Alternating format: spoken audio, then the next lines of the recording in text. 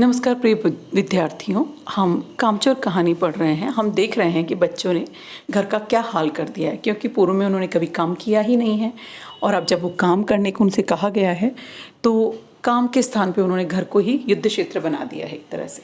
देखिए, मुर्गियों को दड़बे में डालने का काम वो कर रहे हैं और मुर्गियाँ जो है वो क्या क्या चीज़ें बिगाड़ चुकी है वो हमने देखा ही। अब देखिए, एक मुर्गी दाल की पतीली में छपाक मारकर भागी और सीधे जाकर मोरी में इस तेज़ी से फिसली कि कीचड़ जो था मौसी के मुंह पर पड़ी, जो वहाँ बैठी हाथ पैर मुंह धो रही है। इधर सारी मुर्गियाँ बेनकेल होकर ऊंट बनी चारों ओर दौड़ रही हैं, एक भी दड़बे में जाने को राजी नहीं। मतलब वो कंट्रोल ही नहीं कर पा रहे हैं, उन्हें नियंत्रण करना उनके बस की बात नहीं है। इधर किसी को सूझी कि जो भेड़ें आई हैं उनको हाथों हाथ दाना खिलाते। भेड़ें दाने जो हैं भूखी थी सारे दिन की, तो सूप देखकर सब झपटी तो भाग कर जाना कठिन हो गया। लष्टम पष्टम तख्तों पे चढ़ गई और भेड़ चाल मशहूर है ही, एक भेड़ के पीछे सारी भेड़ें हो ली। तख्त पर बनी दीदी का दुपट्टा फैला हुआ था, बानी दीदी का, और उस पर गोखरी चंपा और सलमा सितारे रखकर बड़ी दीदी ने मुगलानी बुआ को कुछ बता रही थी। भेड़ें निसंकोच जो है उनको रौंदती हुई, मैंगनों का छिड़काव करती हुई दौड़ गई। तूफान गुजर चुका, ऐसा लगा जैसे जर्मनी की सेना टैंकों और बमबारी सहित उधर से गुजर गई हो। कहने का मतलब युद्ध क्षेत्र का जैसा हाल हो गया है। हज्जन माँ पलंग पर दुपट्टे में मुंह ढके सो रही है और उन पर से भेड़ें दौड़ी तो मानो वह सपने में किन महलों की सैर कर रही थी।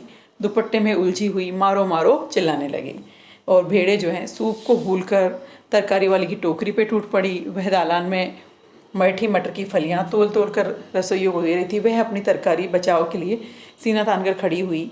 आपने देखा किस तरह से उनका घर जो है हाल खराब हो रहा है।